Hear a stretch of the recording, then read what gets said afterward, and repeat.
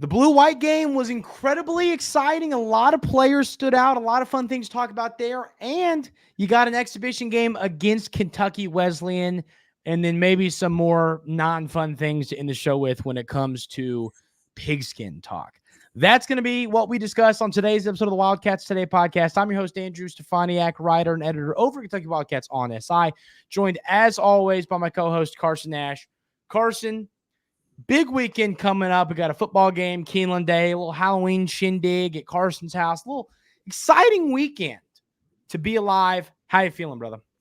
I'm excited. Other than the bad that happened this past weekend, but we'll talk about that later. But there was a lot of good Kentucky stuff to go around. So, we got to mix in a little bit of both there. So my question for you, Carson, and what's exciting about this question is there is a lot of answers to the question. What stood out? What players stood out to you? What got you fired up about the blue-white game? Yeah. Well, first off, I think the two standouts for me were Andrew Carr and Collin Chandler, because those two guys, we wanted to see that out of them, in my opinion, because you knew what you were getting with Jackson Robinson. And he looked great. But you really wanted to see how Andrew Carr would play, and he looked like a superstar. And then the surprise was Collin Chandler. That was a surprise. So really exciting stuff out of those two guys. Those were easily my two standouts. If Andrew Carr can be that good, oh no for everybody else. He is incredible. 25 points, 6 of 11 from the field, 3 of 4 from deep, 10 of 10 from the free throw line. You love that from your guy who's obviously going to be shooting threes, but scoring around the rim a little bit as well. Big man shooting 10 for 10 from free throw line is huge. He tied the team lead in rebounds with 7 and assists with 4. So when I say team, I'm not talking about just his team. I'm talking about the whole scrimmage. It was just really, because Carson, you and I have been on this one for a while. We have been, Andrew Carr is going to be a star for a while. It's great to see that come to fruition. Collin Chandler, as big as Andrew Carr being awesome could be, I think we knew. I mean, once again, Carson, you and I, we knew he was going to be good. We knew it. It wasn't a debate. It wasn't a question. It was win. If Collin Chandler can be awesome, it just elevates this team. We kind of knew what we were getting with Amari and Lamont. And in all honesty, Andrew, I wasn't expecting that, but I was expecting to be darn good. Four-pointer. Yeah. Ridiculous. And then, you knew what you were getting there.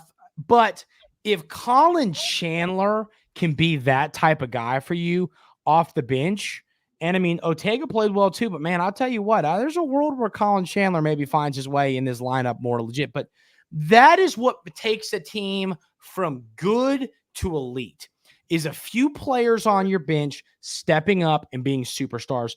And Carson, I think you might be Lady Gaga, because I think a star was born on Friday. That was a good one. Yeah, no, I agree, because me and you have also talked about Collin. We knew he was going to be good, but it was always a matter of when is he going to take that step. And it looks like it could be a lot sooner than we expected. And the thought, here's the deal. I thought we were going to have a 27-year-old senior because of his, mission trip. You might be seeing him in an NBA uniform next year. And listen, scouts have been on him for a while. The Collin Chandler hype, I think, is a little new to Kentucky fans because it was kind of a wait and see thing. It was, what's going to happen here? We believe he's going to be good. Is he going to be great? But it's very simple to me.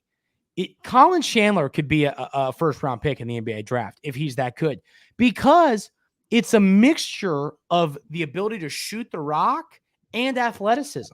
He's not just a shooter. He's an athlete who can shoot. He'll help you on the boards. He'll pass the ball. He broke down his defender and then dunked all over Brandon Garrison. 6'11" Brandon Garrison.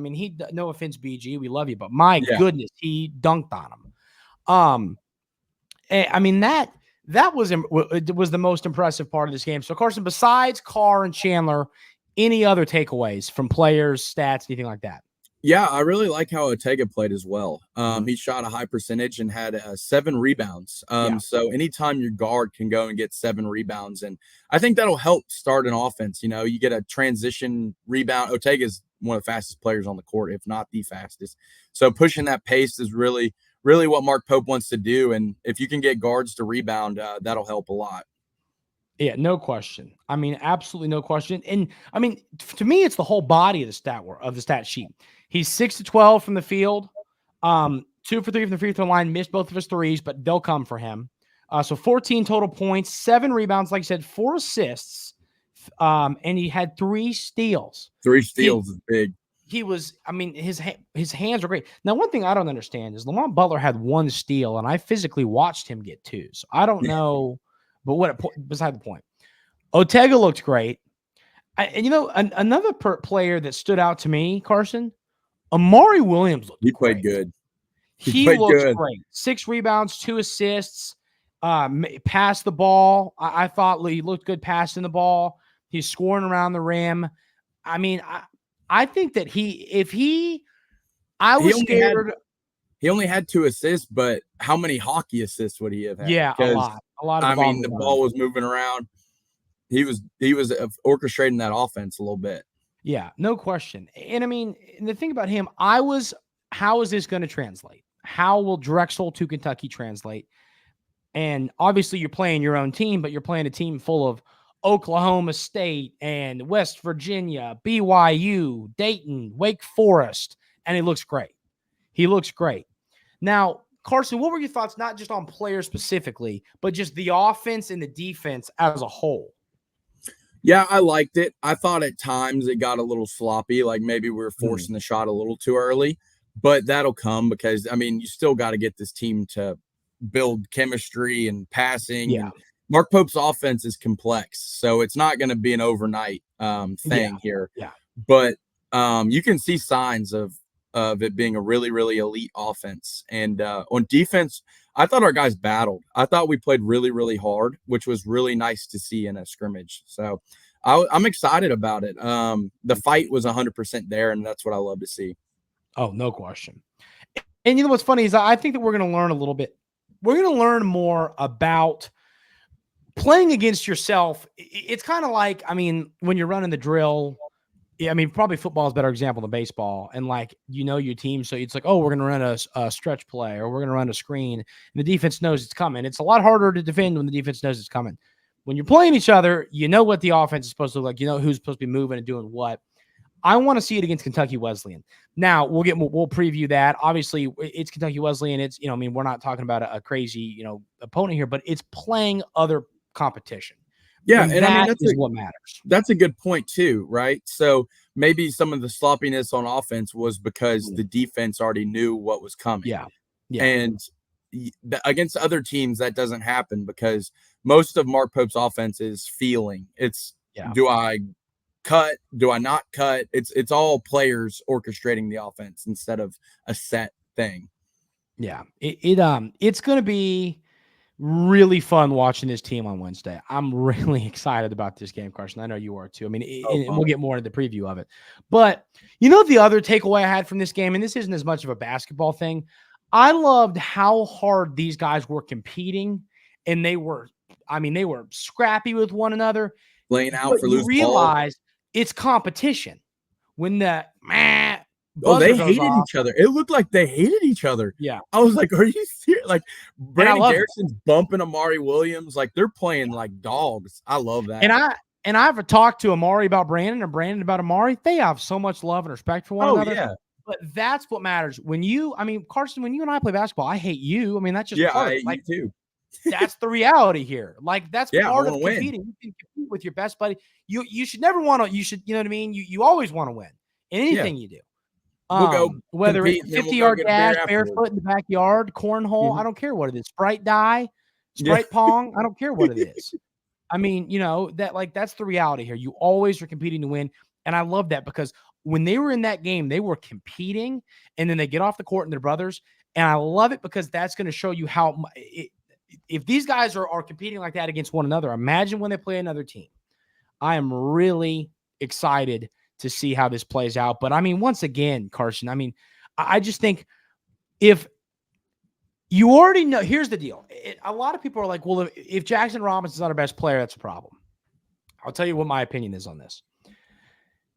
If Jackson Robinson is supposed to be our best player, if he's not our best player, and let's say it's Andrew Carr, that you already know what you have in Robinson. He's proven it.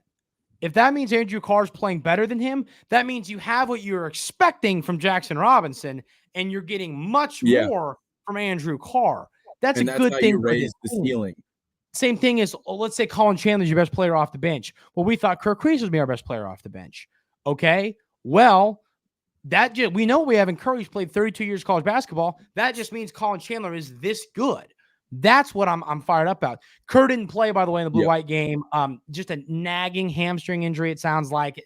Not nagging. It's more of the word precaution was used from Coach Pope after the game. It sounds like it was just he tweaked something a little bit in practice. I bet if we're playing Duke, Kirk Crease is suiting up. Like, it was that type of thing. And one of my takeaways was from what Coach Pope had to say. Someone had asked about what's the biggest game or something, and his quote was, "The biggest game is your next game. If you don't play like that, then you're undervaluing the beauty of sports," which is a fantastic quote. That's that's really, I didn't hear him say that. What's funny, because I wrote about him, maybe that was in there, but I wrote about him talking about, people love to ask him about Duke. It's why I'll never ask him that kind of question, because he doesn't want to answer it, and you really shouldn't. But and I love that answer, thow. I really do love that answer. Like, that's like a wall quote. That really is a wall. But I mean, I'm just top to bottom was really impressed with the way this team played. I'm excited to see Kerr on the court. I want to see how that changes things up. I want to see how he looks.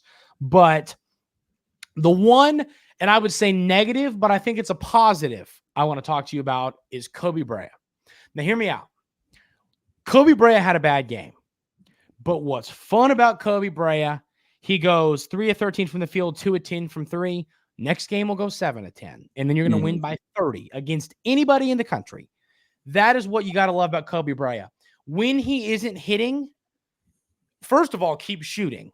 Yeah. Because he's that good. It's not, okay, that's enough out of you. I mean, he's statistically the best college basketball shooter in the past 10 years. Yeah. Like, keep shooting the ball.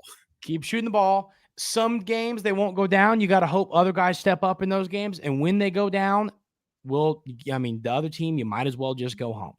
Like, that's the reality here. So anyone that's like, well, Kobe Brea had a bad game, it's shooting. Shooting, that's going to happen. He's going to miss shots. He reminds me of a little bit? That's just part of it. He reminds me a little bit of Kellen Grady. Yeah. Kellen Grady's not. Yeah, Kellen Grady's a fair. Just because not in the aspect, but he's better. Like how they play. I think he's better, but it's if they're going in, you're going to win by 40, and if they're not, it's going to be probably a closer game. And you need someone else to help you win the game. Yeah, no question. So I mean, running through the stats, Ortega has 14, Butler has 11, plus 7 assists for Butler. Collin Chandler has 19. Almanor has 7. He didn't have his best shooting day, but once again, he's a statistically great shooter. Keep letting it fly. Mario Williams, 15 points. Jackson Robinson, 15 on 5 of 10 shooting. Kobe Brea, 8 points. Not his best shooting day, as we talked about. Andrew Carr, 25. Brandon Garrison, 10 points on 4 of 4 shooting and 2 of 2 from the line. Love that. And then Travis Perry was 2 of 6, 1 of 3 from deep, and he had 6 points. Love everything about this game, Carson. And I want to add something on Perry. I think Perry was playing a little out of position because Kerr was out. So I think Travis is more of like a 2. Him coming off the ball is honestly better than him handling the ball. Yeah. So I think that's probably where he struggled a little bit, but he's only going to get better too. So it was good practice for him because he will have to handle the ball at some point in his career. No question there. So I think we ought to move on and talk a little bit about Kentucky Wesleyan. So my question for you, Carson, is what do you want to see in this game to get you more fired up for the season? What could you see that would get you really more hyped than you are now? Yeah, I want to see a continuation of Collin Chandler emerging, Andrew Carr being a monster that he is. And I want to see good ball movement. I want to see not a ton of turnovers. Turnovers are going to be key. I don't want to have a lot of turnovers against Kentucky Wesleyan because when you play fast paced, you're more likely to commit turnovers. And so if you're limiting turnovers and you're still playing fast paced, you're probably going to win against most teams. I want to see them play good defense. I want to flip that and have turnovers on the defensive side of the ball and force runouts and get open transition threes, which Pope loves. And I want to see Jackson Robinson really, really go crazy. I want to see him go for like 40. Yeah, that'd be awesome. I just pulled up Kentucky Wesleyan's roster. They do have 2 6'10" guys, which is good. I always feel like exhibitions where you're playing where a team where their tallest player is 6'5", it's just not valuable to your Amari Williams and Brandon Garrison and Andrew Carrs. I like that they have some 6'10" guys because that'll give you a better feel for what you're playing. And then when you play that other team, I'll have to look at their roster. I bet that other team that won that national championship, I bet they got some big old fellas. So we'll check out their roster when we get to previewing that next week. But I mean, I think from this game, you want to limit the turnovers. I think it's a great point. I think you want to take care of the basketball. You want to see your guys that are emerging as stars, Carr and Chandler, keep going. You don't want them to play well. And then, Chandler shot 32% from the field, had 6 points. You don't want to see that. You want to see Carr and Chandler continue to play well. But once again, I mean, everybody played well. You want everyone to continue to play well. Take care of the basketball, shoot a good percentage from three, and play good defense. I think that's really all you want to see here in this game. And if you see all those things, I'm going to be really fired up about this game. Yeah, and this is a Kentucky Wesleyan team that beat Louisville last year, and they added some quality transfers. So it's not they beat who? They beat Louisville. Oh, sorry, my bad. I didn't hear you. But yeah, they added some high quality transfers as well. So they're not a pushover exhibition match, which is good. And then the next team you play is won the championship, and they're what were they, D2? Yeah, I think isn't Wesleyan D2 as well? Probably. They are D2. Yeah. Shout out our high school catcher, Colson Perry. Shout out Cole. Shout out and Ben Wilcoxon, 2 Kentucky Wesleyan guys. Shout out to the guys. We played baseball with them. Yeah, back in the heyday. Love those guys. So any other thoughts on this, Carson, before I mute my mic and let you gripe about what happened on Saturday? Yeah, I think you hit everything on the head. I'd really love to see Lamont be just getting steals left and right. I don't know. I'm excited. I don't really know what all to expect because we haven't seen him play against anybody before. So everything's going to be new. It's a new offense. As much as we got to see in the scrimmage, I just felt like everything was mucked up just because it kind of felt like they were just tired of playing against each other and wanted to play somebody new. But the fight was still there, which I loved. But that's pretty much all I got. Yeah. You going to let me go with football? I'm going to mute my mic and you go for it. Yeah, so this past Saturday, the Cats went down to the Swamp with my lock of the week, which clearly did not hit. And we played a game very poorly. And I don't really put it all on the players either. Like, I don't really put any of it on the players because it was a close game, and then it turned to a bloodbath pretty quickly. And I thought coaching could have been a lot better. And I'm sick and tired of us not handing the ball off to Wilcox. I mean, he averages like 12 yards a carry. Like, get that dude the ball. I don't care. It is funny that his shoe did come off. Yeah, after we griped at Stoops about that the other day, and then his shoe literally comes off on the first carry. That was funny, but go ahead. That was pretty good. But I just thought it was pretty much all systems failure. It felt like the COVID game against Florida where we just went down there and got absolutely killed. But the problem is they didn't have Kyle Trask, Cal Pitts, and all those talented players. They had DJ Lagway. That was about it. And he is a superstar, and we tried to warn you. But I don't really feel good about where we stand, and I'm not sure that we will make a bowl game at this point in time because you have to beat Auburn to make a bowl game, in my opinion, and that's up in the air at this point. Here's the deal. I don't care how bad we are, and I'm not kidding when I say this. They're going to beat Louisville just because they always beat Louisville. I believe that. You're going to beat Murray State. Auburn, this game to me Saturday will decide bowl game eligibility. And I've said this, and actually I think it was it that said this today? Someone, I think it was Stoops. I mean, Stoops really said this is a 2-4 football team that we're getting ready, or 2-5 football team, excuse me, that we're getting ready to play, but they are better than that. I mean, Auburn's lost some close games. They're not good, but if you don't play well, you can lose to them. But it's the SEC. It's like the National Football League. Every team has talent. I mean, I'm sure Auburn has tons of 4 and 5 stars on their team, just like Florida did. Florida had more than we did. Yeah. But there still should be no excuse, because I think you as a team are better than Florida. Yeah. I think you're better than Auburn. Yeah. I think you were probably better than South Carolina. Yeah. And you go and just lay eggs. Well, not Auburn yet. Hopefully not. But you go and you just lay eggs. And that's unexcusable, especially after beating a top team on the road. Like, it's just so confusing to me how you can go and beat Ole Miss, a great team, at their place, and then just lay these eggs at home. It's getting bad, because I mean, how many games have we won at home in the past 2 years? It's not been a lot. And so we need to get on the right track, or I think there should be some drastic measures taken at the end of the season, or at least a look at breaking news. Weep, whoop.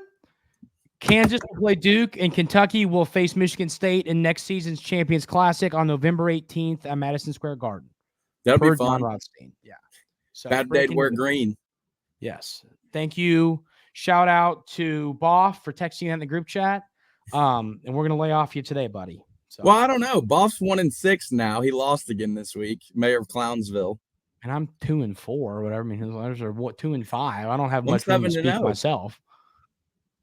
Yeah, I'm 7-0. No, but yeah, we got to win this weekend. We have to get back on track, because if you lose this game, you're probably not making a bowl game. And it sucks to say, but at some point you got to start questioning the man at the head position. As much as Stoops has taken us to a new level, you're gonna have to have some hard conversations over the offseason if that's the case. Yeah, I agree. You just have to win this football game. There's no what's interesting to me, Carson, is how the defense just picks games to defecate in their pants. I mean, in South Carolina and Florida are eerily similar football games. Just one happened to be at home, one was on the road. The funny thing about it was he completed like 6 passes. The only problem was they averaged like 35 yards a pass. Yeah. Did you see the stat? It was something like Kentucky's like 6-8 in games where an opposing team completes less than 10 passes in the Mark Stoops era or something like that. How is that possible? How is that possible? And that wasn't the exact. It was like they were under 500. It was around those numbers. That's insane to me. That comes down to coaching. Like, you less than 10 passes and you're losing. How is that possible? Because you ain't scoring. Because we don't score much. It's because you chew the clock like it's your job. Freaking go score the football. What the heck, man? Yeah, I don't know. I'm with you. I don't know. Mark Stoops makes his living on, I don't get the 4 and 5 stars, but I develop. And I mean, I don't know, man. Part of the problem is too, we're not disciplined. It feels like our players go and they just do whatever they want to, get penalties.